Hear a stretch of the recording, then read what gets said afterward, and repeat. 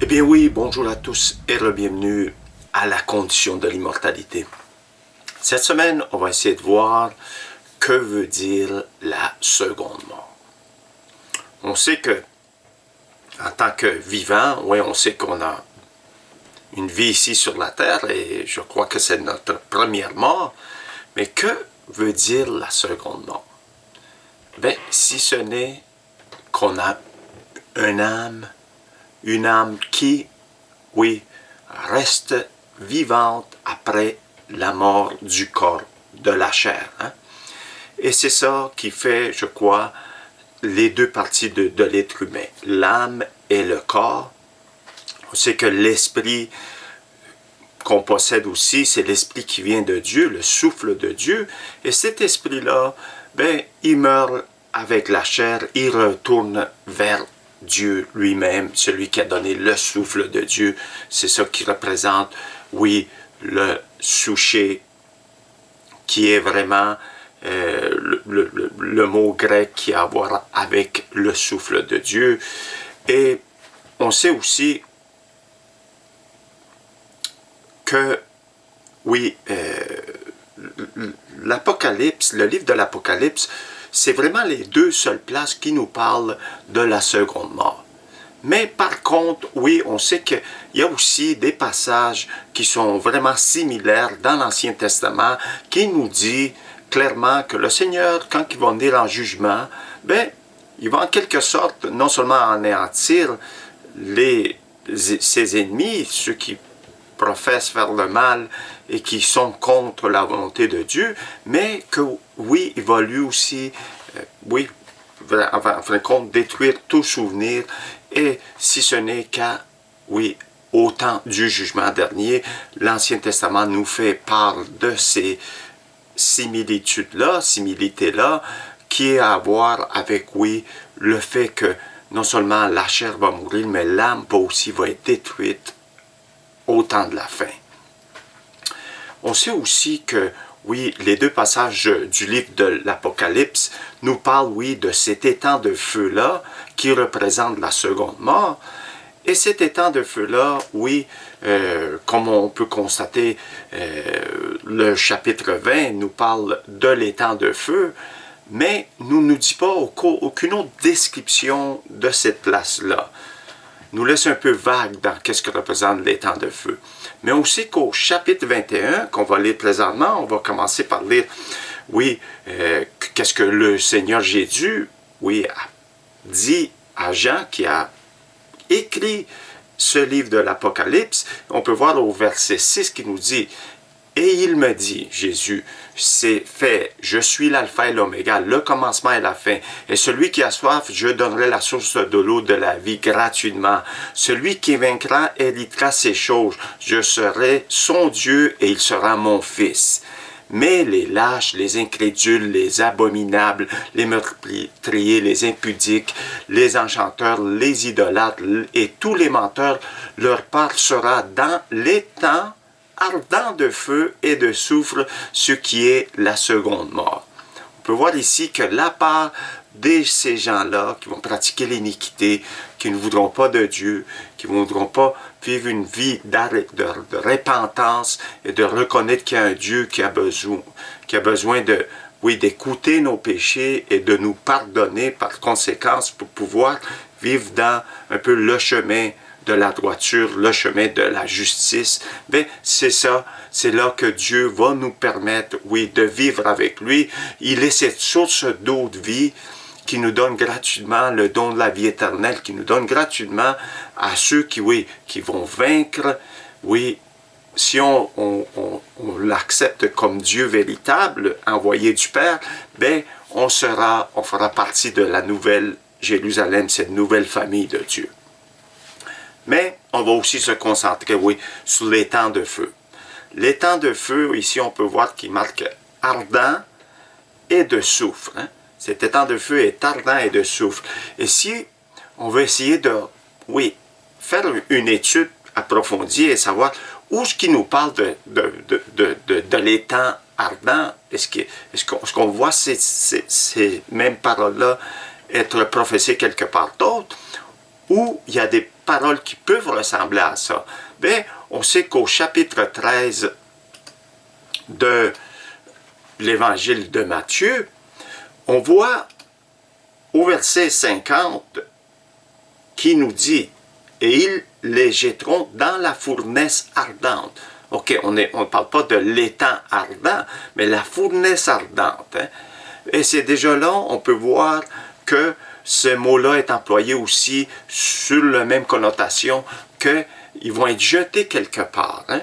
Et quand ça va être ça, quand ça va se produire, qu'ils vont être jetés dans cette fournaise ardente, bien, on peut le constater, le même chapitre 13 de Marc, le verset 40 nous dit « Or, comme on arrache l'ivraie et qu'on le jette au feu », on voit ici le feu, l'étang de feu ardent, on peut voir aussi, ils sont jetés au feu. Comme on jette l'ivraie au feu, il sera de même à la fin du monde.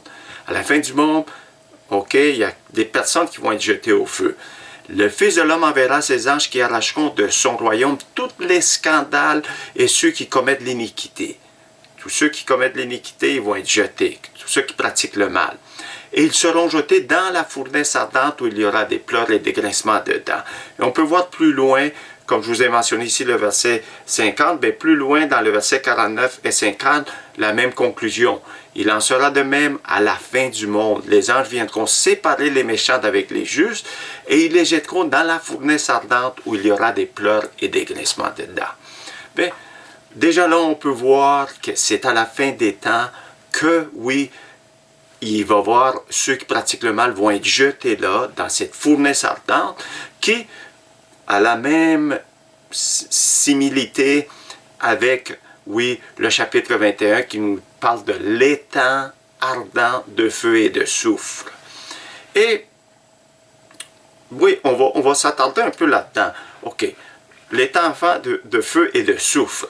Ici, le mot soufre ne veut pas dire nécessairement que cet étang de feu, on va souffrir, ça vient avoir le soufre. Le soufre, ben, c'est tout simplement, comme le dictionnaire nous dit, si on fait une petite recherche, que représente le soufre, c'est un corps simple, solide, non métallique d'une couleur jaune citron.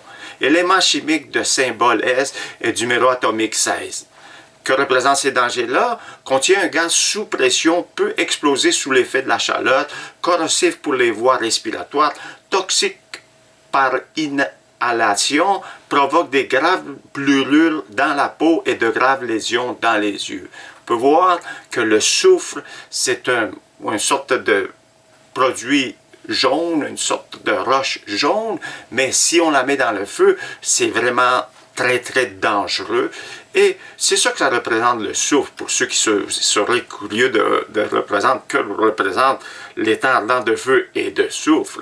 Ce soufre-là aussi, c'est un produit qui, en fin de compte, ça représente aussi, ça donne cet effet, oui, de brûlure, mais aussi qui devient tellement toxique que ça va vraiment détruire tous ceux qui vont, toutes sortes d'éléments qui vont être jetés là-dedans.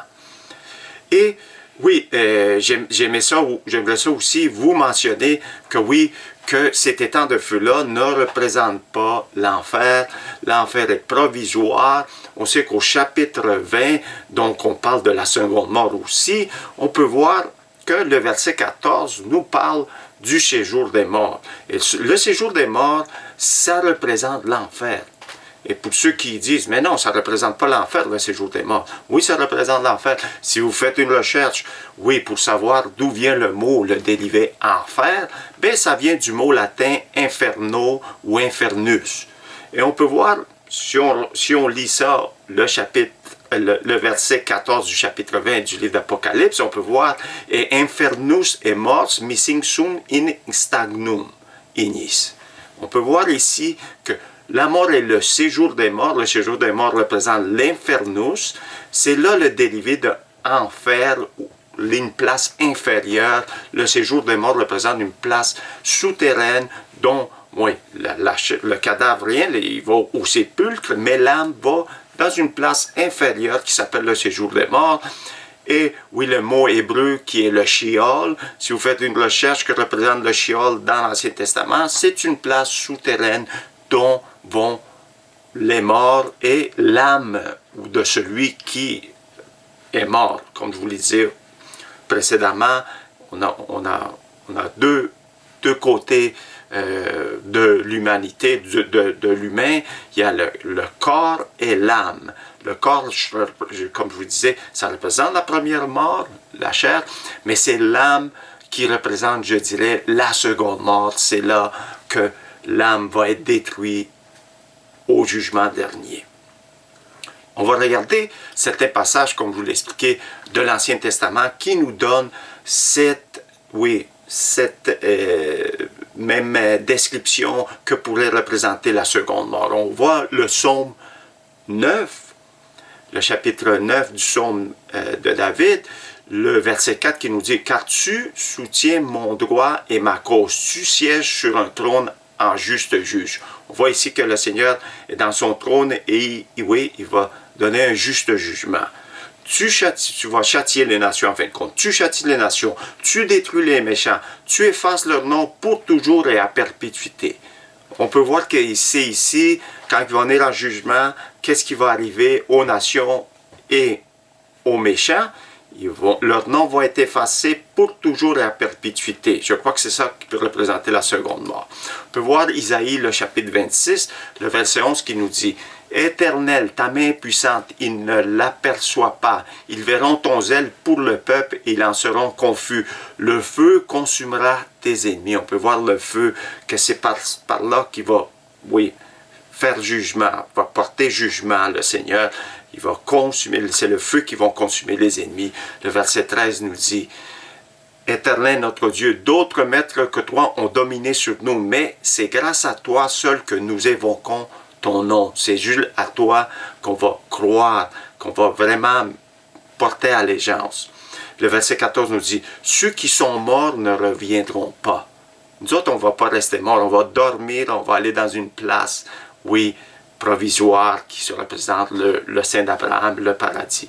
Mais ceux qui sont morts ne reviendront pas. Dans quel sens? Mais ils vont aller au sépulcre, au séjour des morts, en enfer, mais ils ne reviendront pas. Des hommes ne se les relèveront pas, car tu les as châtiés, tu les as anéantis et tu en as détruit tout souvenir. On peut voir ici encore une illusion de que représente la seconde mort. Tu vas détruire tout souvenir.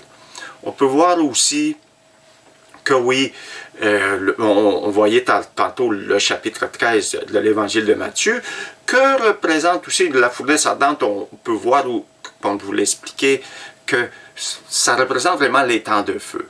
Mais que représente aussi, c'est là qu'il y aura des pleurs et des grincements de dents. On sait c'est quoi des pleurs, mais que représente des grincements de dents? Est-ce que c'est la douleur ou bien, je dirais, plutôt l'indignation?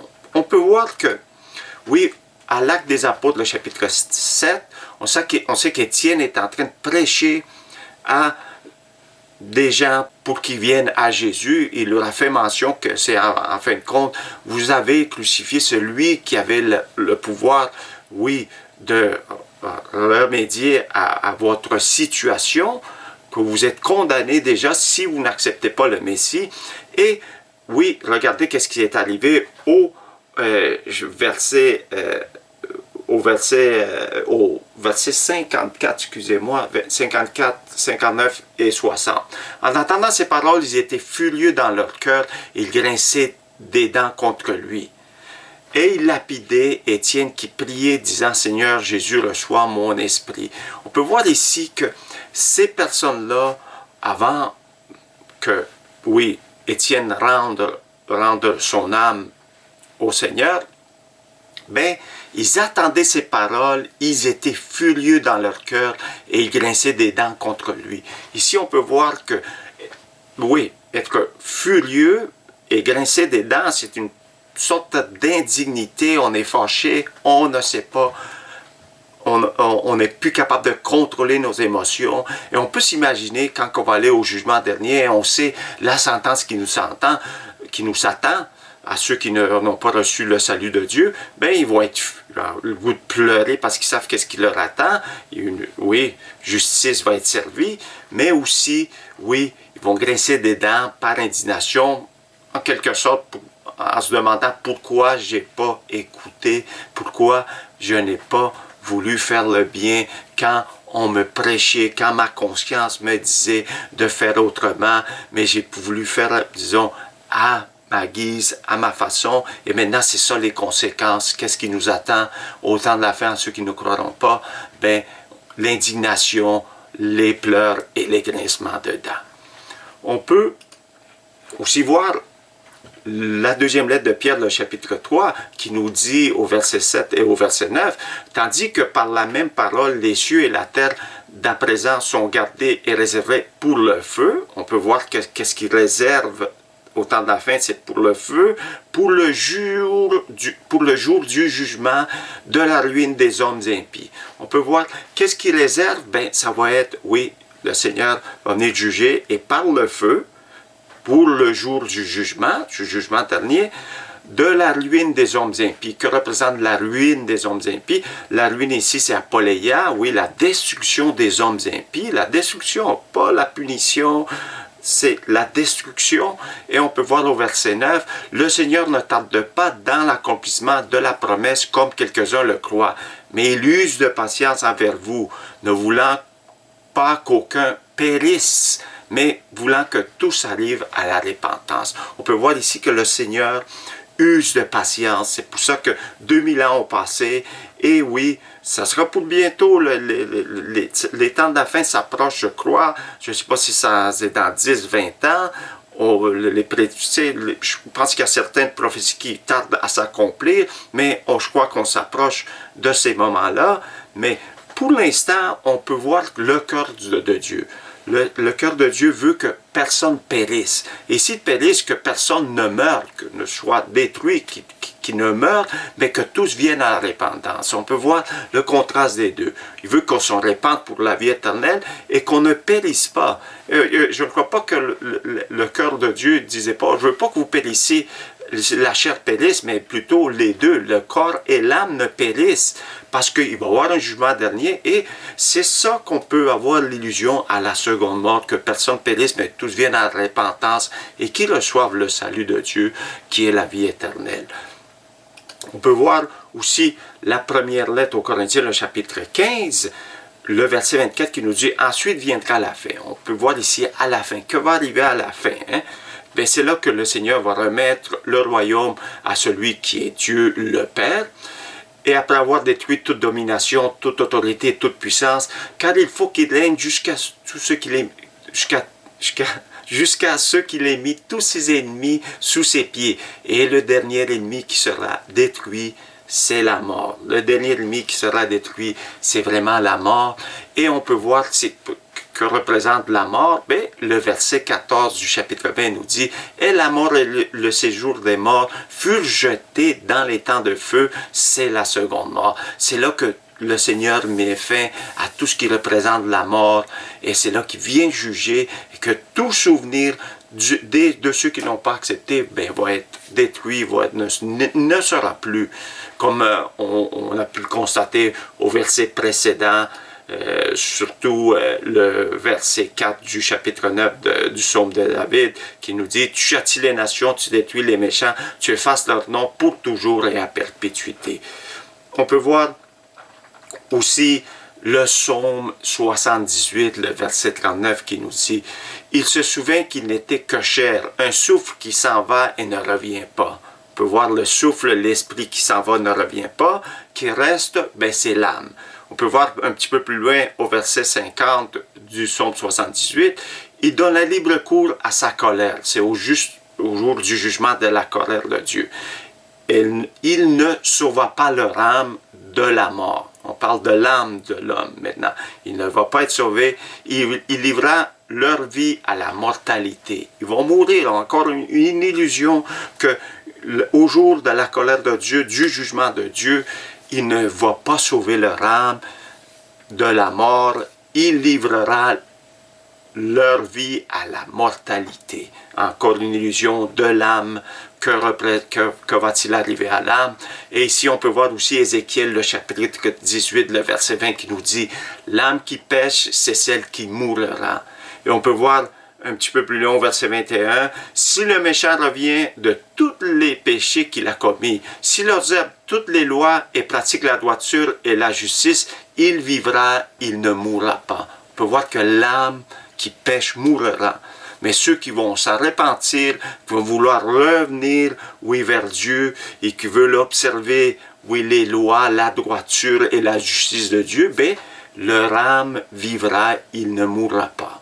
On peut voir que le Seigneur veut toujours qu'on récapacite de notre position avec lui, et qu'on revienne vers lui, qu'on pratique la justice, et oui, qu'on reçoive la vie éternelle et non la destruction, la ruine éternelle. On peut voir, pour conclure, le chapitre 10 de Matthieu, de l'évangile de Matthieu, le verset 28 qui nous dit « Ne craignez pas ceux qui tuent le corps et qui ne peuvent tuer l'âme. » Hein? Craignez pas ceux qui vont vouloir vous tuer ici si vous êtes persécutés à cause de votre foi. C'est ça que le Seigneur Jésus est en train de dire aux disciples. Mais il dit... Oui, craignez plutôt celui qui peut faire périr l'âme et le corps dans la guerre. On peut voir ici que le mot périr, c'est apoléia, qui peut faire détruire l'âme et le corps dans la guerre. Ça veut dire la guerre ici, c'est la même place que les temps de feu. Pourquoi? Parce que la Guéhenne ne représente pas l'enfer. La Géhenne ou la Guéhenne, la Géhenne ne représente pas l'enfer. Pourquoi je vous dis ça? Parce que si on veut faire une sorte d'étude approfondie, on peut se rendre compte qu'à Marc, le chapitre 9, on nous parle de la Géhenne. Et on nous parle quand ça va être ça? Ben, quand ceux qui veulent rentrer, on voit un contraste, ceux qui veulent rentrer dans le royaume de Dieu représente, oui, cette destination finale. Et on peut voir ici le verset 47 qui nous dit « Et si ton œil est pour toi une occasion de chute, arrache-le. Arrache-le. Mieux vaut pour toi entrer dans le royaume de Dieu n'ayant qu'un œil que d'avoir deux yeux et d'être jeté dans la guerre, jeté dans les temps de feu, jeté, oui, dans ces feux ardents qui représentent la seconde mort. » Je crois que la parole de Dieu est claire et que le Seigneur Jésus nous rappelle constamment la bonté de Dieu. C'est la bonté de Dieu qui nous appelle à la repentance et que le Seigneur tarde à venir parce qu'il ne veut que personne périsse. Le cœur de Dieu, c'est un cœur d'un Dieu qui va être juste, qui va juger justement et qui va, oui, en quelque sorte, oui, nous donner une sentence qui est juste à ceux qui ne voudront pas de Dieu. Et pour ceux qui croient, je crois que c'est clair que le Seigneur Jésus, oui, Dieu, le Père, veut qu'on se répande, qu'on vienne à la repentance et qu'on l'accepte. Et par cette entremise, on va recevoir la vie éternelle et non cette seconde mort, oui, qui représente les temps de feu. Ça fait que je vais vous laisser là-dessus. N'oubliez pas de faire des thumbs up, de partager la vidéo et de vous abonner. Et j'espère que ça vous a édifié, ça vous fait comprendre, oui, la position du conditionnalisme qui représente, oui, cette condition de la mortalité. Il y a une condition pour vivre éternellement et c'est d'accepter, oui, Jésus-Christ comme seul unique sauveur. Je vous laisse là-dessus, soyez tous bénis et à la prochaine.